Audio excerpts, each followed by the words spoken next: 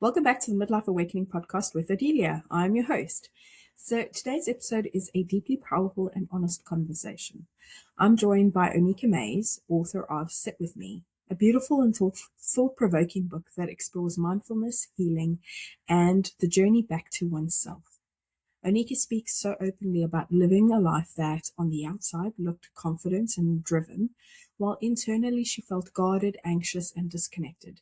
A split so many of us in midlife can relate to.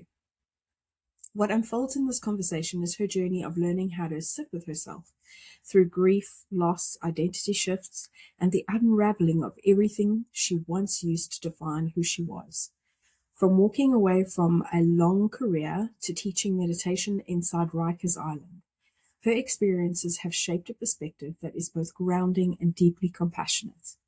We talk about the discomfort of stillness, why so many of us create chaos just to feel in control, and how true safety isn't something we find outside of ourselves, but something we learn to cultivate within. Oneika also gently reframes what meditation really is and introduces the idea of loving kindness as a practical, accessible tool for navigating anxiety, relationships, and even forgiveness.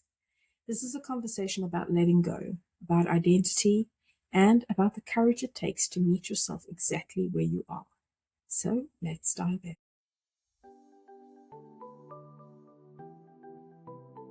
Welcome to the Midlife Awakening podcast. I'm your host, Odelia. This is a podcast about transformation for women who are waking up to who they really are while navigating everything that comes with midlife. And I want you to know I'm on this journey right alongside you.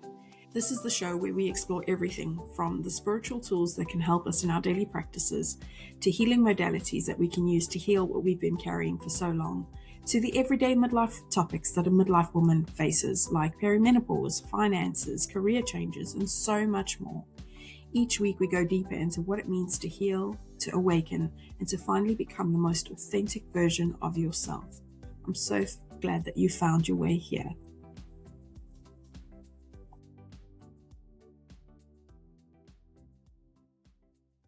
Oneika, thank you so much for joining me today on the Midlife Awakening podcast. I'm so glad to have you here. And today we're going to be talking about your beautiful book that you have recently published, Sit With Me. And I'm so excited to be talking about this book. It's such a beautiful book. Thank you. You're welcome. In the book, you described yourself before meditation as someone who was guarded, frightened, insecure, angry. But on the outside, you looked confident, driven, all the normals. And I think a lot of women can resonate with that split. So what was it that triggered you realizing that something had to change and that those two versions of yourself had to integrate at some point? Oh, I really love the way that you phrase that because there is like my BM, my before meditation life, and then my AM after meditation life, which was, I guess, a way to wake up. And and I'm processing this out loud now, but I think I knew that I was guarded even when I was guarded because I would feel that tightness. And I think that's normal, right? For a lot of women, this need to mask. And as an introvert, I am very introverted naturally, but being an extrovert is more accepted.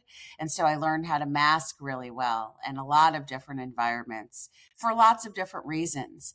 It was when the world sort of got pulled out from under me when I realized that I had not been processing the grief of somebody who died, and I was pushing it all away. And then when I found myself without a job and I had just broken off an engagement like 3 weeks before my wedding, and found myself called back to my yoga mat as a way to, I think, I don't really even know at that moment what I thought I was looking for. But it was when the yoga teacher said, you can change or be comfortable, but you can't do both at the same time. I felt my world crack open and realized that I needed to embrace all of myself. I think I was always whole. Like, I don't necessarily believe that in that term, like broken people. I think it was a matter of accepting all of the parts of myself, and yoga and mindfulness helped me do that. And I find it so interesting when we talk about all these roles that we assume, the mother, the sister, the wife, the fiance, and also in terms of our careers. Yeah. And then when that all gets stripped away, who are we? And I Oh, think that's a really, really powerful question to be asking ourselves, because what do yeah. you identify with then? Yeah, exactly. And there's a moment when I'm talking in the book about this idea of wanting to be free. And as somebody who is Black and queer and a woman in the United States, there is this sense that I was always pushing back against something, and fighting against things was the way that I felt full and identified, because that was the way that my body and my identity was politicized in the world. But when I was opened up to loving kindness and this idea of accepting every part of myself, even the parts that I didn't like, I realized if I was going to stop pushing back against, you know, unseen forces around my identity, there was going to be this, well, who am I without all of that? And what do I do now? And I think it was that spaciousness, that gap of not knowing, that made me think, that's really scary, because now it's just me, a human being, a soul. And that felt really terrifying. Like, how was I going to love this soul who I always was? But being able to even step into that space of the unknown is freeing, and something that I embrace all of the time now, that the not knowing. And in that moment of authenticity, when all these roles, all these titles have been stripped away from you, what did you realize needed to go in your life that was not serving you anymore? I needed to Not even, I think I needed to let go of having to worry about if I was doing things right. I had to let go of fear of, well, what if I fail, or what if I mess up? And when I say let go, it doesn't mean that those things aren't there, but I don't worry so much about the other side of it if something happens, because I feel safe inside myself now. And I realize that I can choose how I respond to certain things. And even when I feel reactive, I'm still accepting of myself in those moments, because I know that I've had tools, and I know that I have an understanding now that I'm so much bigger than all of those identities.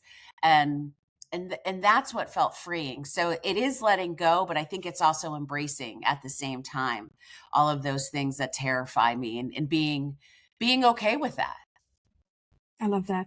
And you're talking. I'm glad you mentioned about the the feeling safe inside of yourself, because you touched on that in the book, where at one point your home felt like your safe space, and then Mm. you realized there was a major event that had happened with someone else, and you realized, well, I'm not even safe in my home, and you realized you had to find that safety within yourself.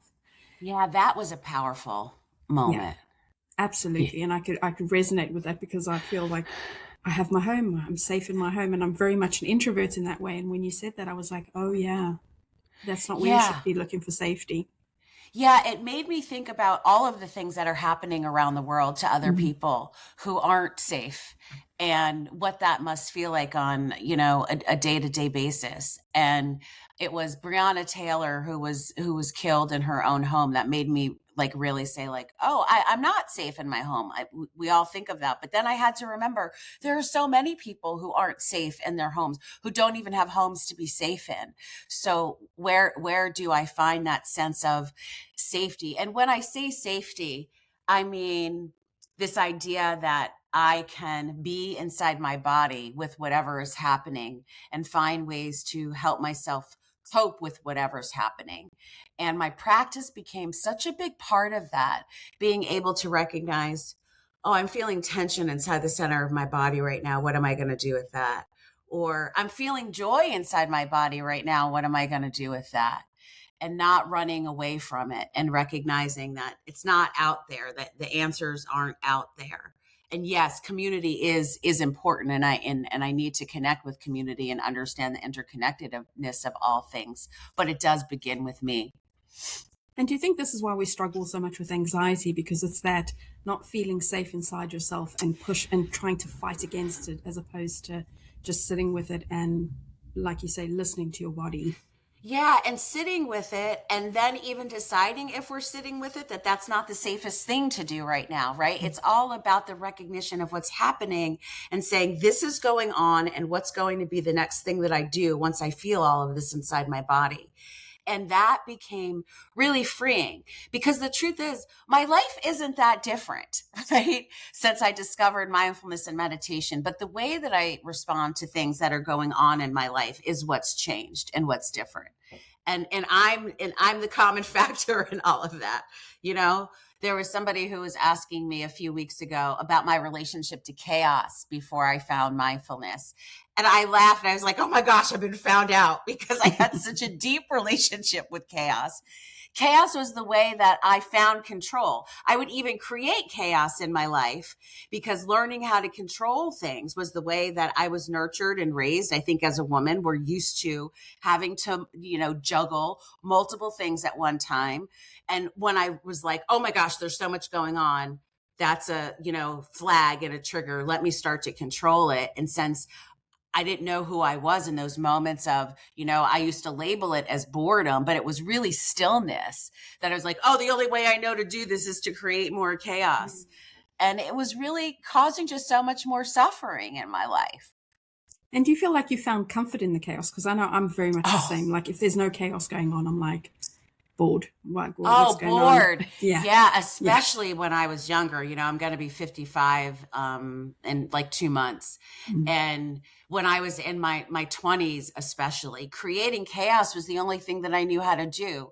All kinds of chaos, from relationship drama to financial drama, like, waiting the last minute to create a budget or organize my bills, and paying things late because I needed that sense of, oh my gosh, my life is going to fall apart if I don't take care of this right now.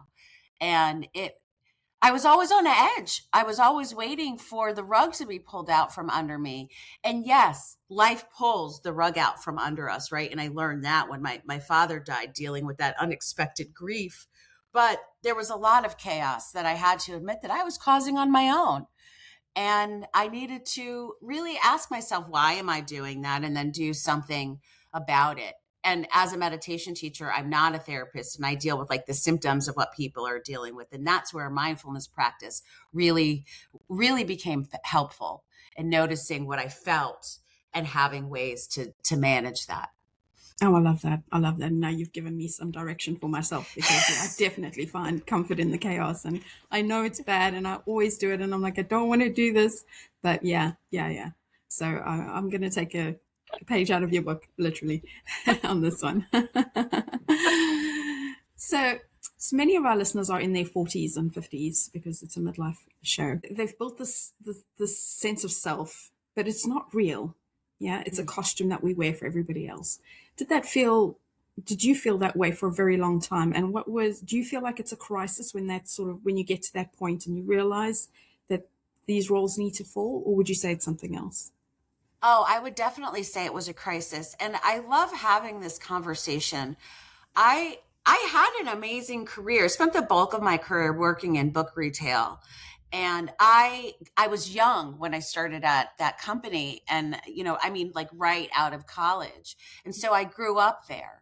And so much of my identity and my formative years, becoming a quote unquote adult, was spent at work. And I spent so many hours at work, and my friendships were at work, and my growth was happening at work professionally. So that professional growth, I was identifying as personal growth, but it wasn't. It could have been, right? But it wasn't. So when I found myself grieving, right? Because that I think was the big catalyst for me recognizing that I had some real spiritual growth to do.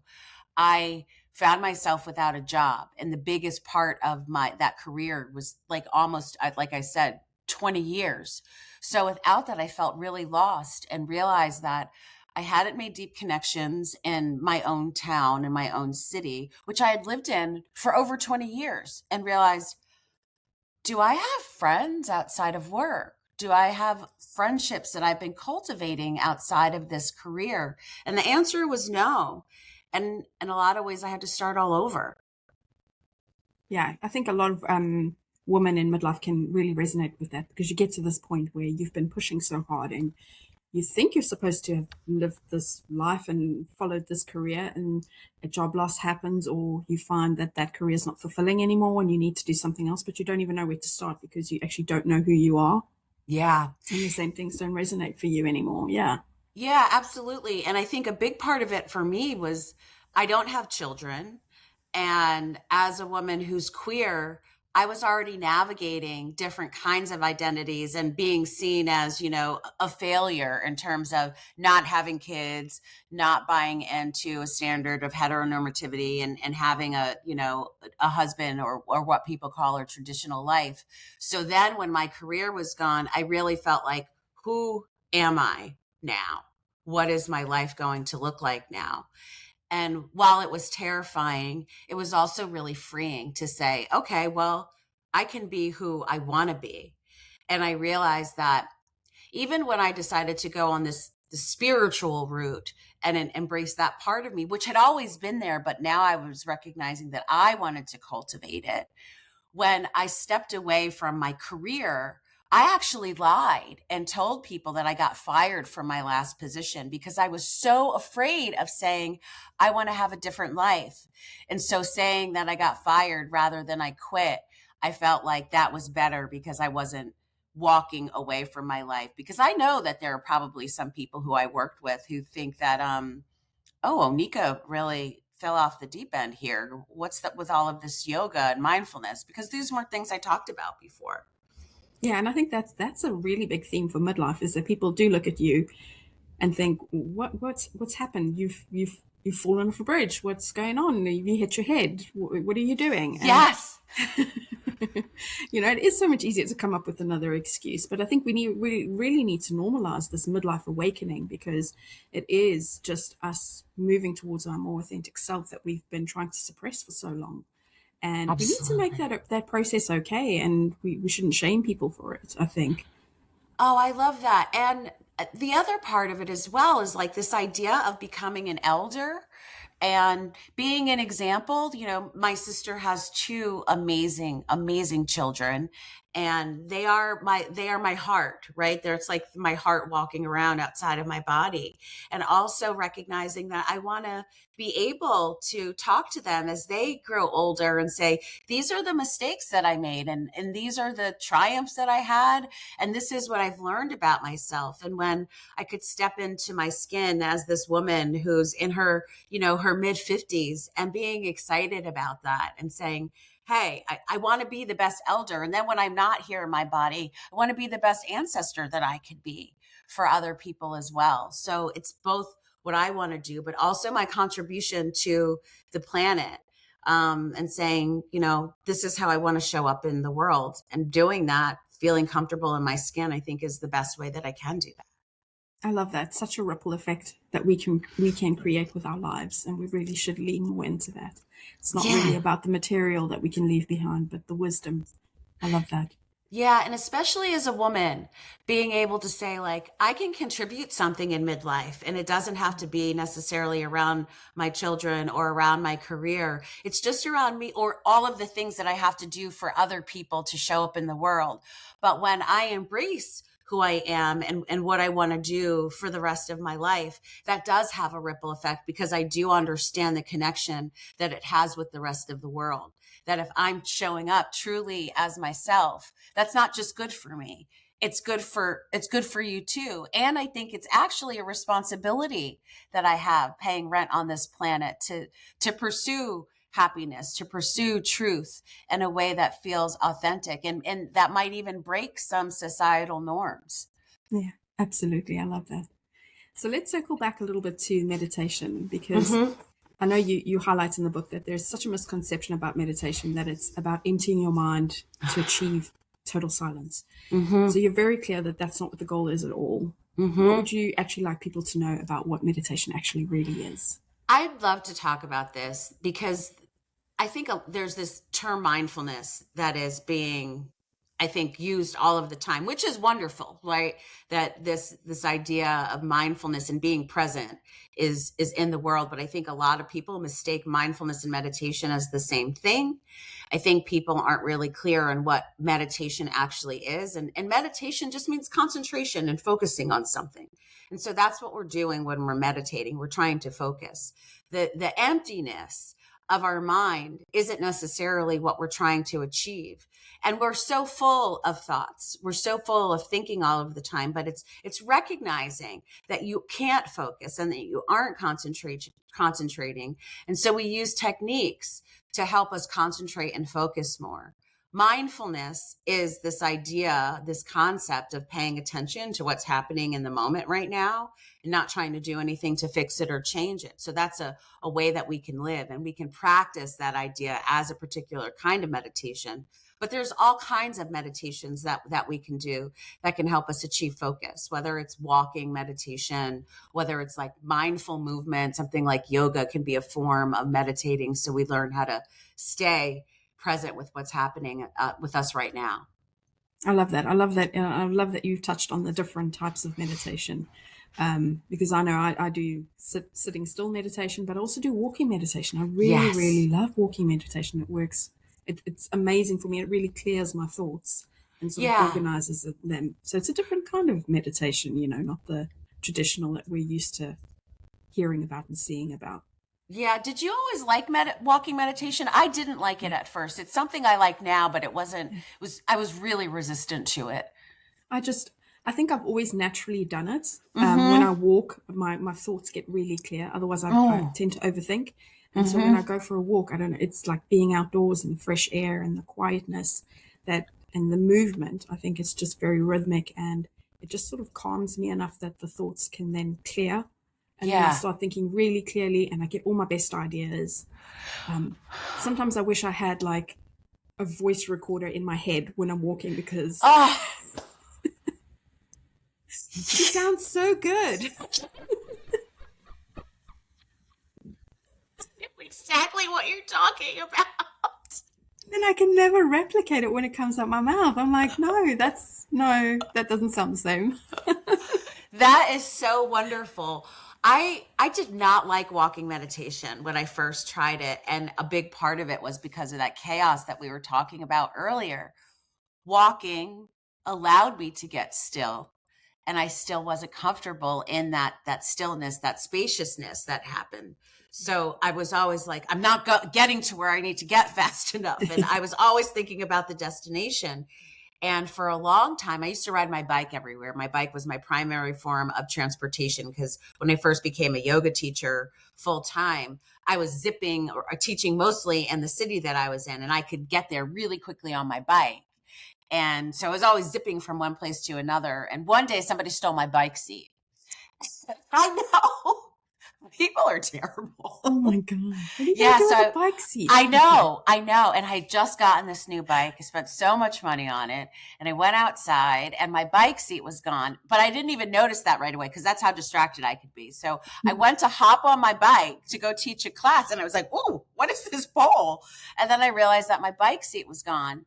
And I was first upset about the bike seat being stolen. Like, who's going to steal this bike seat? Like, who's going to sell a bike seat? But then I was walking to the class that I had to go teach, and I was suddenly quiet. And I was like, oh, this is so uncomfortable. But because I had had a practice under my belt by that point, I was like, ooh, there's something really here that you need to explore. Why are you so resistant to walking?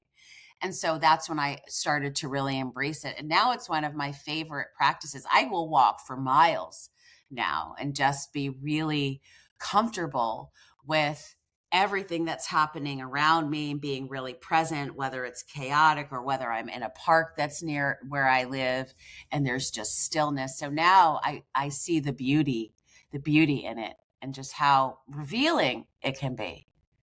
And I think it's really important to talk about the different types of meditation, or to highlight that there are different types of meditation, because I think meditation is really important for everyone to do. But like you say, the sitting still might not work for you. And maybe you need to try something different until you can get to a point where you can try the stillness if the stillness doesn't work for you. But don't give up. Just find what works for you. I think that's so important. And having a toolbox, because what doesn't work for you today could work for you an hour later. And so having a sense of flexibility and fluidity around practice and having multiple practices. When I was, my dad died about 6 years ago, and I tried to sit the day after I found out he died, which was a terrible idea for me. Could work for some people, but not a good idea for me. The grief was just so raw and so fresh. So when I tried to do a sitting practice, it knocked me over. I just crumbled into a puddle. And so I was like, oh, this isn't what I'm going to do. I'm going to walk. I'm going to ride my bike. I'm going to practice. So it wasn't like I abandoned the whole idea of my practice, but knowing that there was a different practice. And that became a really powerful lesson for me that I could share with other people when I started teaching inside a jail. That I was like, okay, you might want to not sit today. Maybe you move today, or maybe you just move for this hour, and the next hour might be different. And that helped me really appreciate this idea that things are always changing. Right. And I need to be just as fluid as things always changing, and things aren't permanent. Oh, I love that. And I love that how you talk about that with your personal experience. I've had something similar. After I had my first son, I went through some terrible postnatal depression and anxiety. And I was told by the therapist to try meditation. And I could not sit and do meditation. The anxiety was overwhelming, that I would go into a panic and have a panic attack. And so I was like, I cannot. And she would say, just try 2 minutes, just try. And I could not even do 1 minute. Right. But the walking saved me. So I Yeah. would go in the morning with him, put him in the pram, and I would walk literally the whole day. I would Yeah. go and find a place that was big enough. You know, I'm based in London, so there's a lot of these places. And I would just walk the entire day, and I'd get home at 4 o'clock, and I would feel, okay, I'm okay Yes. now. I'm okay Yes. now. I'm okay now. And that really worked for me then. I wouldn't do that now, but that's what I needed in that moment, because the feelings were just overwhelming. Right. There's a practice that I learned when I did a lot of trauma informed meditation and mindfulness training as well, to work with folks who were having trauma. And there was a five sense meditation that was taught to me. And it was used for a lot of folks who were in combat and were having a panic attack. And it was this idea of, when you feel overwhelmed, that you could, notice 5 things that you could see. What are 4 things that you can hear? What are 3 things that you can smell?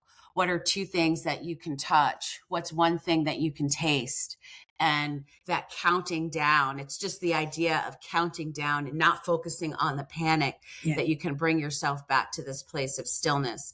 And I think that goes back to this idea of having multiple practices. You don't just have to do one thing. And in fact, the more things that you can reach for when you're feeling overwhelmed can be a really loving way to acknowledge that I'm not just one way. So I can't just have one thing that's going to bring me back to this place of stillness or peace, or just a recognition that this is happening, because you're not always going to be peaceful, right? Like, especially now, if anybody watches the news for 2 minutes, Oh my goodness. like, you're losing your peace. And I think it's okay to recognize and feel that sense of chaos or even despair that's happening. But what are the things that we can do to help us manage that's going on, so we can allow ourselves just even a moment of rest, or just acknowledge, like, all of this is going on in the world, and here are the things that I'm doing to let myself regulate in this moment of crisis. And I think you touched on a very important point, like allowing yourself to go there. Because I think a lot of times, like, I know when I was going through my anxiety, she would say to me, just sit with it. Just sit with it. Let it wash over you, and it will pass. Like, don't fight it, because when you fight it, that's when it goes from anxiety to panic. It's okay for us to feel these emotions sometimes. And I think too often we try and just get past it. I don't want to feel this way. I don't want to get. Yeah.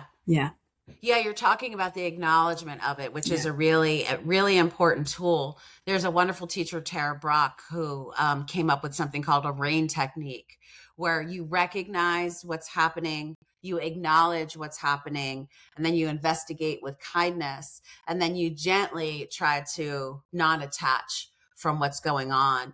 And it can be done as a meditation, like a sitting practice. But when you practice enough, it's when we're in life that we need to be able to access the tools. So we practice these tools regularly. So when something happens, it becomes a response that we have to manage the crisis. And the RAIN technique was something that I used to teach as well to a lot of people who were incarcerated in a chaotic environment that would allow them to practice in the moment, if you will. This thing happens to help us take care of ourselves when we're feeling really overwhelmed. And the response could be, I'm not going to deal with this right now, but I'm choosing not to deal with this right now, which comes from a place of agency rather than avoidance. Avoidance is not skipping that acknowledgement piece, right? When we avoid something, we push down and we go to the next thing.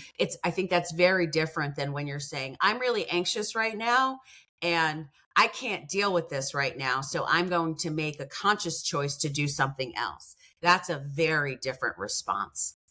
It's a really good explanation of the differences. Because it lets us be tight and say, like, I am miserable. Okay, I am miserable. I'm going to do something else because I know I'm miserable. Exactly. Yeah, just gives you permission, right? And and there's nothing wrong with that. That can be helpful. Yeah, it can be really helpful. We're not always equipped to be dealing with what's happening. And I use, my experience with processing my father's death as a way to recognize, like, on the day after, when I tried to do that meditation, I wasn't a failure because I couldn't do a sitting practice. In fact, I was doing the best thing that I could for myself because I recognized how overwhelmed I was and that I needed to make a different decision for myself in order to come back to this state of homeostasis in my body and my mind and my spirit. And it was saying, like, Oneika, your dad just died. You are a mess. You should be a mess. Who wouldn't be a mess? Like, he was your mentor and your hero. The fact that you are a mess is just, I think, very real. And a testament to what a wonderful person he was in your life. Yeah. So now we're talking about meditation and the toolbox, and you talk a lot in your book about Metta specifically. So can you talk us through the difference between mindfulness, meditation, and Metta? Yeah. Because they're not, are they related, but not the same thing? No, they're both meditations, and there is a sense of mindfulness I think you need to bring to Metta. So, if we're talking about meditation, right? So there's different kinds of meditations that we can have. Mindfulness as a meditation practice is when we use an anchor, and that anchor is to, like, keep us in the present moment. Mindfulness as a meditation practice is noticing when we get distracted and when we wander off and start thinking about things. And this is like that I can't empty my mind person that we're talking about, right? So I'm talking to you right now if you're that person. So you're sitting and you start thinking about a grocery list, or you start thinking about the 20 million things that you have to do during the day. And then you're off to the races and you're thinking about all of these different things. When you recognize that you're distracted and, I'm supposed to be meditating right now, that moment of, I'm supposed to be meditating is practicing mindfulness, noticing you're distracted and returning back to yourself. That's a mindfulness meditation. You need that sense of mindfulness when you're meditating, right? To be inside your body.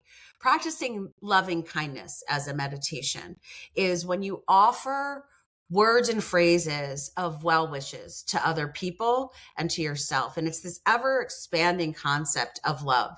So loving kindness is also a concept. It's unconditional friendliness and love for people. It's when we're trying to be at ease with everything that's happening. And that's a state that we can inhabit. And in Buddhism, it comes along with three other concepts of compassion, of sympathetic joy, and then of equanimity. And when we do it as a meditation, we start with ourselves and we offer ourselves well wishes. And we generally say, may you be safe, may you be happy, may you be healthy, and may you live with ease. And then we expand that out to include someone we love, to include someone we don't know really well, a neutral person or a familiar stranger, and then a difficult person in our lives, and then all beings. So it expands out. But as a meditation, we hold on to the phrases as the anchor. And that's the difference between a normal meditation that we understand versus a metta meditation, because the metta meditation is where it's the loving kindness, where you bring in those phrases and you start with the self and you move it out to the next person and the next person. Right. And when you get distracted, because you will get distracted Yeah. doing this as well, your place to return is to the phrases and to that love that you're offering out versus just to yourself or to your breath and saying, oh, I'm distracted. You still acknowledge, hey, I'm distracted. I'm thinking about something else or I'm anxious, but I'm going to come back to offering these phrases to myself or to someone else. So they become the anchor in the They meditation, become the the anchor. phrases. They become the place to return. And it's always the returning, right? We're always trying to come back to the moment and to returning, but it's what are you returning to with this kind of meditation? And you talk in the book about the four Buddhist concepts that you just touched on. So if anyone hasn't come across them, what are they and why do they matter? The four Buddhist concepts or the four Brahma Viharas, they're called divine states. Um, Vihara actually means house or home or divine state that we're trying to inhabit that is said to help us be enlightened. And they are loving kindness, which is said to be the antidote to fear and hatred. And then we have compassion or karuna, which is the antidote to suffering, not just for ourselves, but for other people. And then after that, we have mudita or sympathetic joy, which is the antidote to jealousy and envy. And then we also have, lastly, upekkha or equanimity, which is a little different because that's a state that we inhabit after we incorporate loving kindness, compassion, and then sympathetic joy. And that's a state of balance or ease. And yoga, we also say like this idea of sthira sukha asanam, which means steadiness and ease. So we inhabit these four states and they overlap and they interconnect with each other. Yeah, I love that. I love that. And I loved reading about them because I'd never heard of them before reading your book. So that was really, really good. And I'm going to be researching them some more. Yeah, they're really beautiful, right? Who Yeah. doesn't want to be compassionate? Who doesn't want people not to suffer? But the interesting part about I think about all of these concepts isn't that of course we want to love people, but it's noticing what gets in the way of that. That's where our practice is. It's always in the resistance, right? Why am I resisting loving myself? Why am I resisting, loving a loved one? We know we all have difficult people in our lives. Often we are the difficult person in our lives, right? Like, am I the drama in my own life?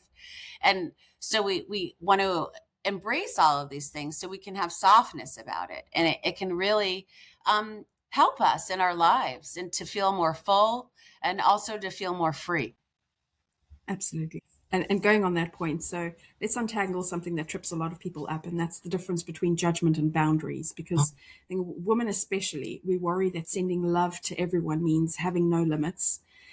So what are your thoughts on that? Because I know you talk about it in quite a bit in the book. Yeah, judgment is one of my favorite things because it's always something I'm working on. I always say that I'm like an Olympics, level judger. I'm really good at the judging thing, both myself and of other people. And I think it'll be a lifelong lesson. But judgment is when we're attached to liking things and not liking things, right? And I think as women, we can really relate to that. And it starts with us. So young, we are judged. We're judged whether we're behaving, we're judged for how we act, we're judged because we're giving these ideas and principles of how we're supposed to show up in the world. So it's implanted into us and nurtured into us at a very early age. And I'm not just talking about from family, I'm talking about from the societal messages that we are sent from when we are very, very young. So we have this idea of who's good, who's bad, especially as women. We're taught that we want to be good little girls and not cause any trouble. So when that is ingrained into us, this concept of love, and then we have to be loving on top of it. It's this idea that we're supposed to just allow everything that happens to us. And not only are we supposed to allow it, we're supposed to swallow it and we're supposed to make the best of it and not make any waves. And that is not what loving kindness is about.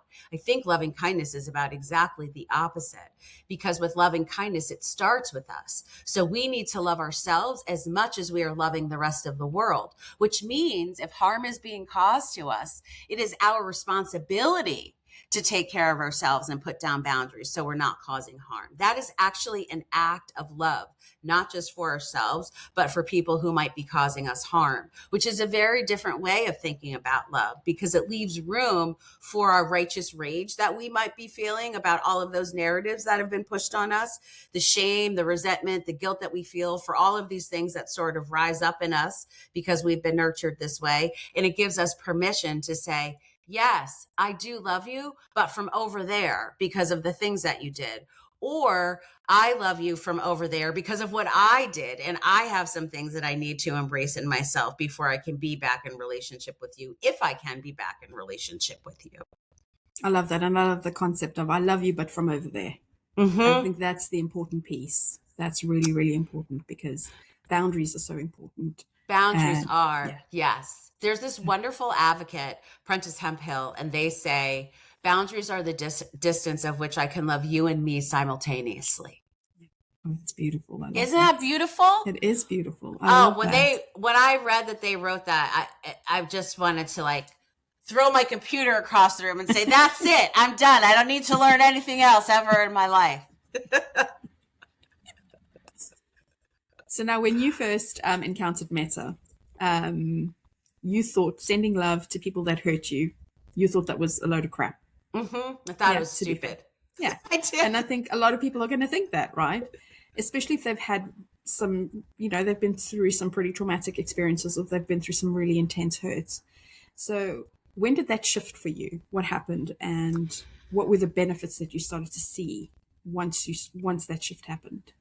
There were multiple shifts that happened around this idea of being able to let go of the anger that I had.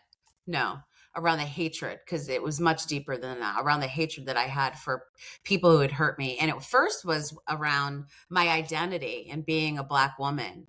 And, when I first thought about a difficult person, I thought about, people who are racist, and why would I want to offer love to people who are racist? And I realized that I was holding on to an anger that wasn't benefiting me.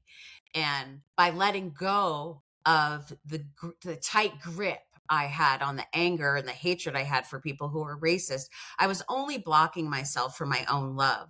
And I wasn't allowing for racism to be okay. That's not what this is saying. What I was saying is, I'm no longer going to engage in that energy, and I'm going to detach myself from it. And there was a period of grieving that I had to go through, because my anger and my hatred wasn't really that. It was sadness over the fact that there are people in the world who don't like other people because of the color of their skin. And you can insert anything because they're a woman or anything else that happens. And that allowed me to be free. So forgiveness is a big part around the idea of loving kindness. And there's even a forgiveness meditation that Jack Kornfield, who's an unbelievable Dharma teacher, allows us to embrace to help free us from that tight grip. And you're right, with so much resentment can get caught up, so much anger can get caught up. And it's really because we can't do anything about it, because we feel helpless, I think, to an extent, because how are you going to change every single person in the world's, thought process or mindset?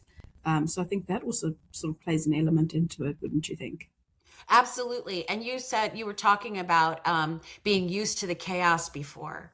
And when I get hurt, I like to teach from an I place. When I get hurt, I used to like to hold on to the hurt because it gave me fuel. It allowed me to sit in this identity. It allowed me to sort of, sometimes ruminate in the fact that I'm angry, I'm hurt. Why doesn't anybody see that?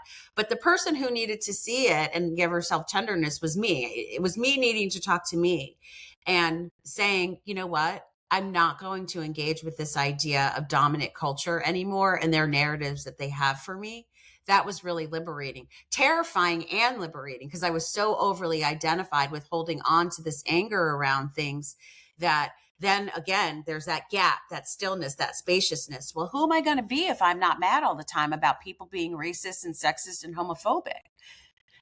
Oh, that's so powerful. And I think a lot of us struggle with that. And we hold on to that because exactly, who am I if I don't have this? Who am I? That's like it's the career, and it all goes back to the same thing, right?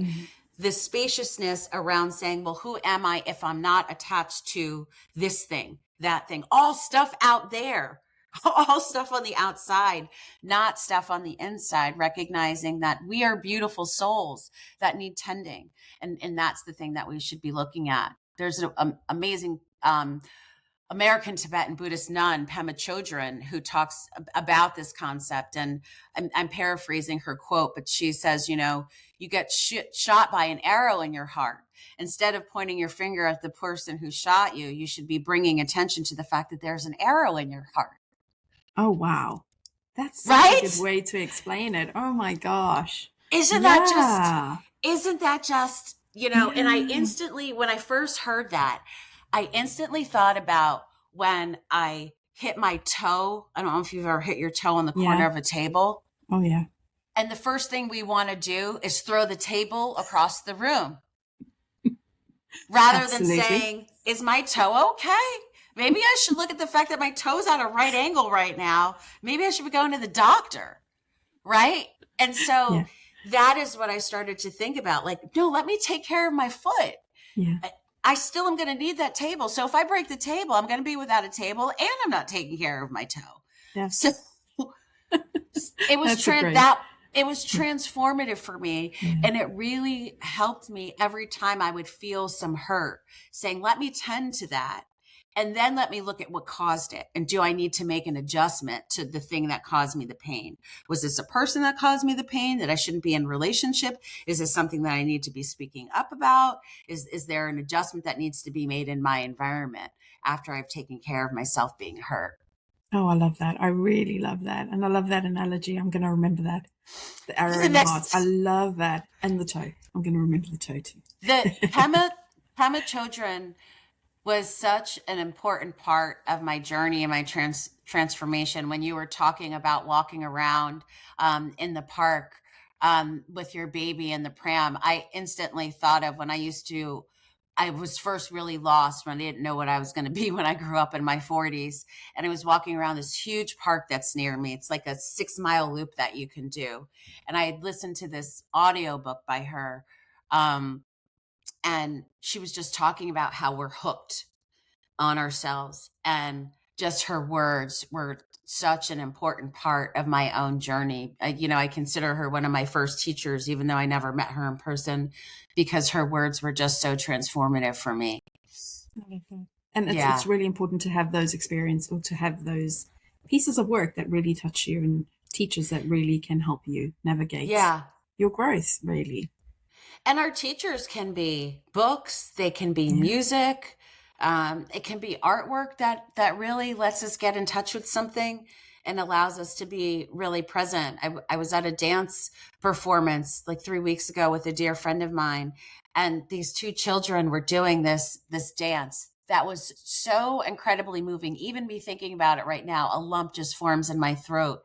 And I remember, I'm like, this is such a beautiful teacher around me remembering to nurture that inner child in myself, especially as I'm getting into this point of midlife where there's more life behind me than in front of me. It was just a really beautiful moment. And our teachers they're just everywhere. We're so grateful for those 2 children and that beautiful performance. That sounds really special. So you became Rikers Island's first mindful coach. Mm-hmm. So, I mean, that's like a really notorious jail in the US, right? Yeah. So what made you think that, or why did you think that love and meditation was so needed there? I wasn't sure if I thought it was needed. I knew just love was something that was important. And I had been volunteering there for a long time. And then I was working there full time. And when I was a volunteer, it was a practice that I just started to embrace. And I'm that kind of person. When I learn something, I want to share it with the world. And I can't stop sharing it with the world. And I thought, this is obviously going to be really important for people who are incarcerated. But the aspect of offering loving kindness to a difficult person, I was afraid of teaching, because I thought, especially when I was working with women, there are going to be so many women who've been hurt in the past by abuse, because I would say anecdotally, like 95% of the women that I talk with who are incarcerated had abuse in their past. And is that going to be too triggering? And I realized that I was worried about being rejected by people if I taught that practice. But I shouldn't be gatekeeping and holding on to a practice that was so transformative for me. So I realized it wasn't about me, and it was about getting out of my own way and sharing these practices. And if people wanted to embrace them, they would. And if they didn't, they wouldn't. And that was just another way for people to feel free by saying no to something. So I leaned into loving kindness for myself and started to bring it inside. And it was really powerful for a lot of people because it had to be taught in conjunction with forgiveness. You write so beautifully about your experience at Rikers in the book that I think we don't really think about people that are incarcerated, but you really put a spotlight on that and you give it a different face, which I really appreciated and I thought was so beautiful. And in reading the book, I have to say, I was so struck about how intentional you were about your presence there. Even down to the lunch that you packed, like you thinking carefully about what you're going to bring in, like you didn't want the smell to remind them of something they can't have. And it almost brought me to tears because it was so intentional and so beautiful. Yeah, and it's bringing me to tears now, even thinking about it. It was you realize how connected you are with other people when they don't. I didn't even realize. It's so funny. I've been talking about this for years, and this is the first time in a long time I've gotten emotional about it. But you realize that people are without things that they call home, and how important it is to feel at home and to be stripped away, especially so many of the moms, even though I'm not a mother, just I would hear so many moms just missing their children and missing cooking for them. That was a big part of the reason that I didn't want to have things that were going to make moms get triggered. And you also talk about the sound. Like this is something we don't think about going into a prison or a jail. That was definitely an eye opener for me. Like the sounds, you talk so in depth about this, descriptively about the sounds in the jail. Yeah. And, you get to go home and regather your peace and have some peace and quiet, but they don't. This is their day-to-day in and out. And you make a good point of saying that, people can't recover in that kind of environment because you're always on. Your nervous system is completely switched on all the time. And I really, really felt in that, reading that, I really could resonate with why you say that prisons should either need to go or need to be completely rejigged in a way that is actually a recovery space for a lot of these people. And healing. So many countries outside of the United States have figured this out. They've figured rehabilitation out. And prison and jails here in the United States are not about rehabilitation. They are not about healing. They are about harm. They're about punishment, and they're about making people feel bad. And we all know, especially as women, what it is to feel bad and to feel punished just for simply existing. And especially in our entire society right now is so caught up in canceling people and making them just hurt for every single mistake.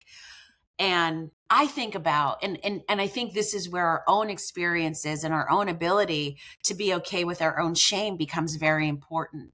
That if I had been held accountable, like if there were social media around when I was a teenager, oh boy, like I embodied a lot of internal racism and homophobia and have said some terrible things. And to be accountable for that and not allowing myself to evolve and to grow into the person that I am now, I would be a mess. And so we need to leave room for people to grow, for people to change, for people to heal. That does not mean that we can't hold people accountable. Like two things can be true, and we have lost so much nuance. And so when I wrote this book, it would be my dream to bring every single person inside a place like Rikers so you could see what it was like, so you could experience what it was like. And so this book was my attempt to do that. And it wasn't about trying to purposely change mind or to shift somebody's perception. It was simply about to say, this is what I saw, this is what I experienced, this is what I felt, and this is how it impacted me as somebody who got to go home every single day and who got paid to be there, who got paid a really decent salary to be there, and who had benefits and, a pension. And I was traumatized and my soul felt broken. So to be there every single day with no hope, was transformative and changed the way my relationships with people outside of that experience. And I think it's such an important perspective that you've brought to the forefront, because if you're someone who never goes to a prison or never goes to jail, like, how you wouldn't know. You wouldn't know. So it's really, really important, I think, to share that information. Because we need to, as a society, we need to take care of each other. And yes.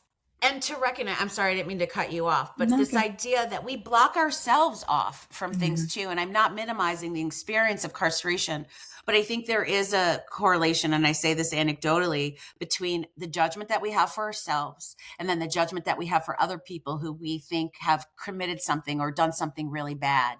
And our relationship to our own goodness is directly connected to somebody else that we mark as bad.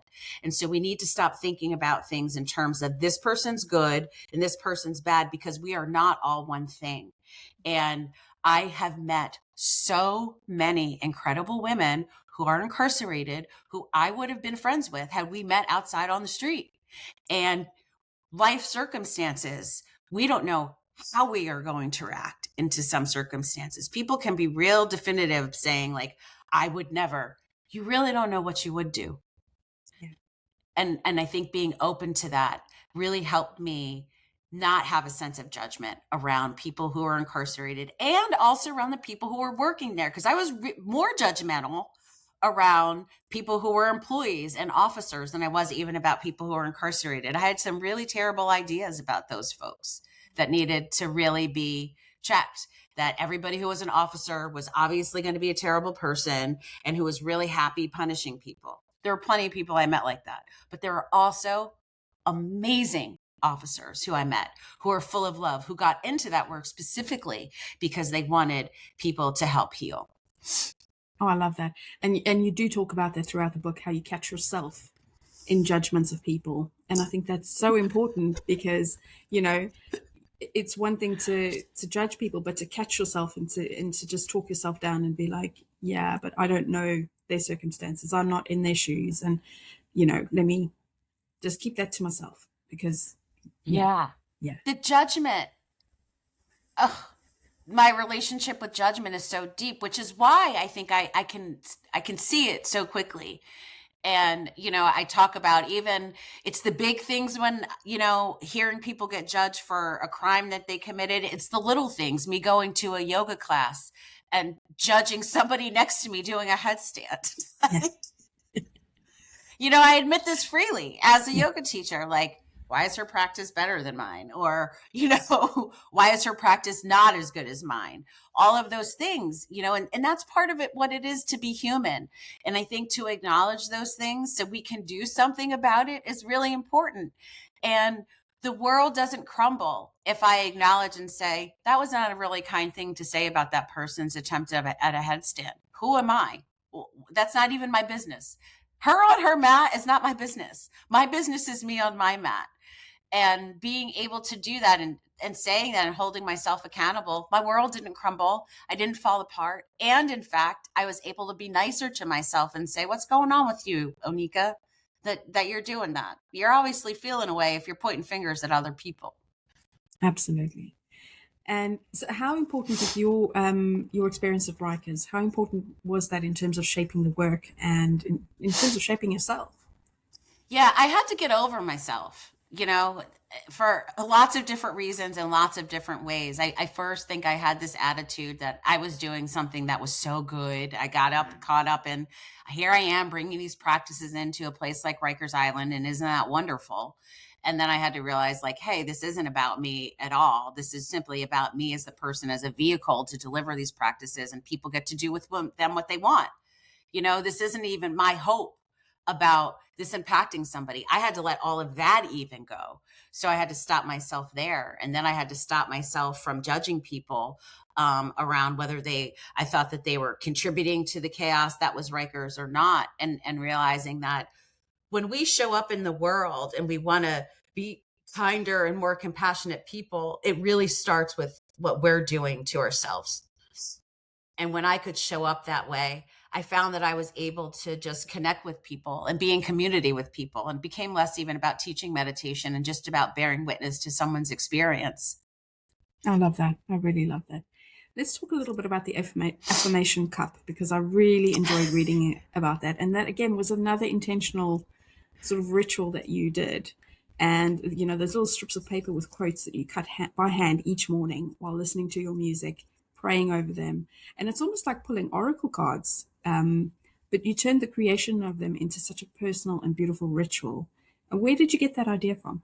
I got that from another teacher who used to bring them in a bag when we used to volunteer and let people hand them out. And they would pass them around this plastic bag and then pull one out. And I just thought it was such a beautiful experience. So it's something that I wanted to carry over when I was working there full time.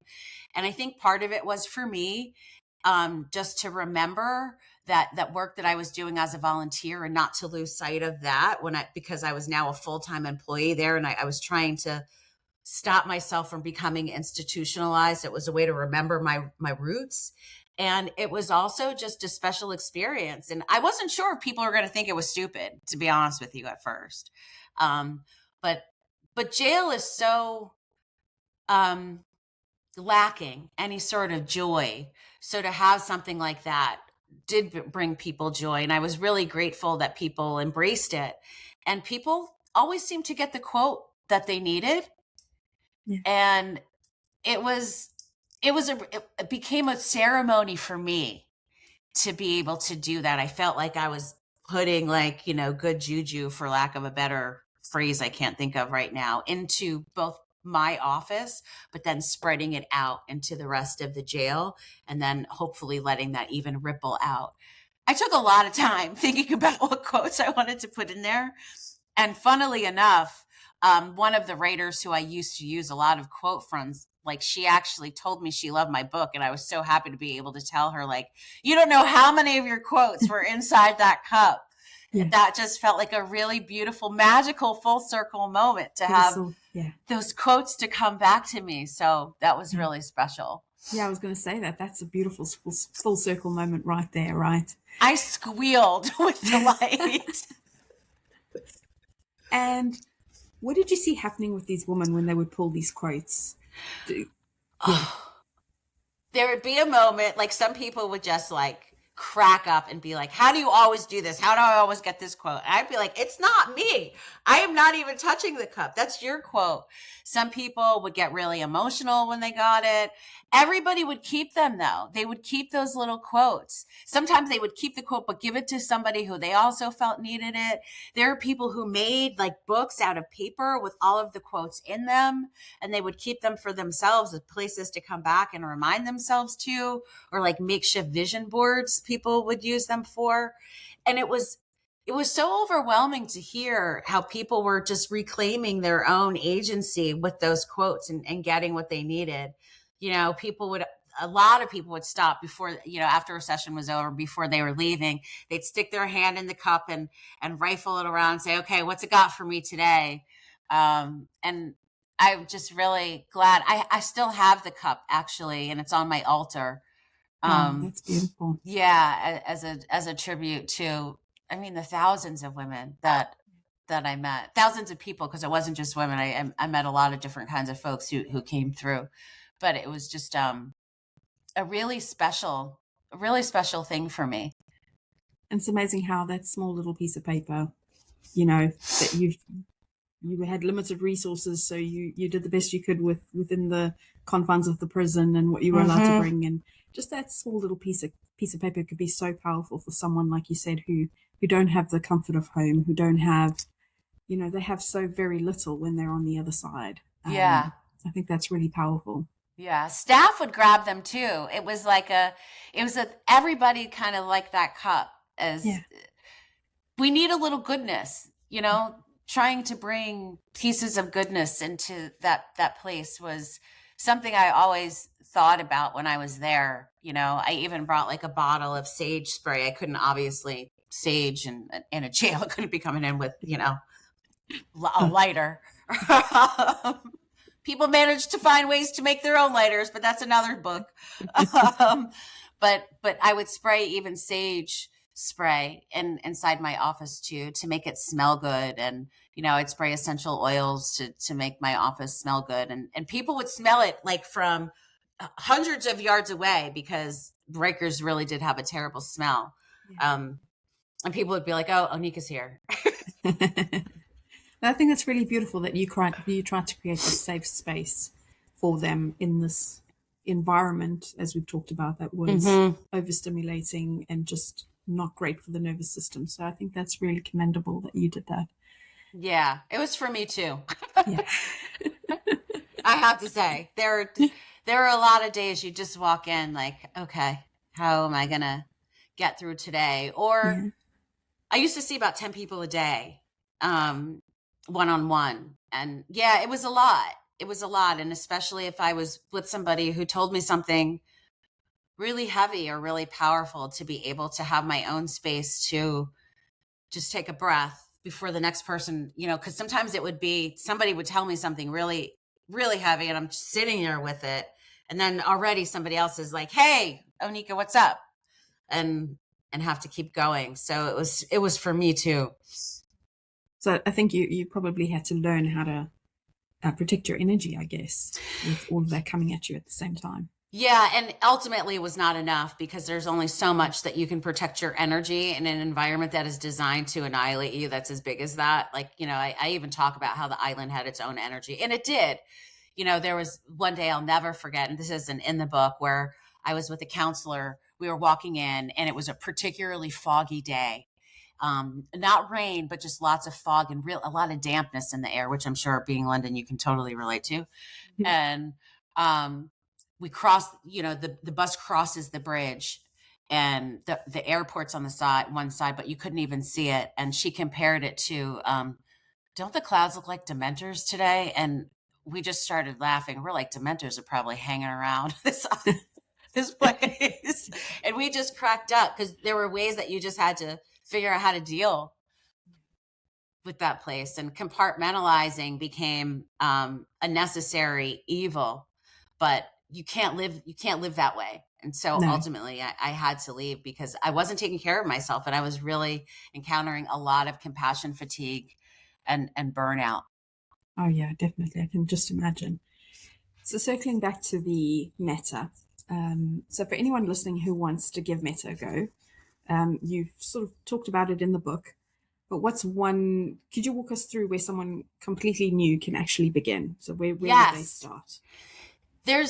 You can start just with a basic practice of even just once thinking of yourself and saying the phrases to yourself. May I be safe? May I be happy? May I be healthy? May I live with ease? And then you think of a loved one, and then you do the same thing. And then right after that, you can think of someone you don't know really well, and you can do that. You can do this in like 2 minutes. That's a really beautiful way to start. And then you can think of a difficult person. And if you can't do a difficult person, then don't. You can even just start with yourself. May I be safe? May I be happy? May I be healthy? May I live with ease?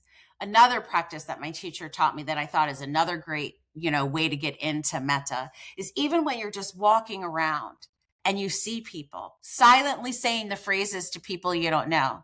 May you be safe. Or if you see a squirrel, may you be safe. May you be happy. Not even using all of the phrases, even just one of the phrases, is a really beautiful way to feel like you are sending love out to yourself and to the world, just as you're going about your day, which I think is a really beautiful way to get into the practice as well. I love that so much. So my last question, and I ask all my guests this question, is, if you could go back to a younger version of yourself, what would you tell her? Oh,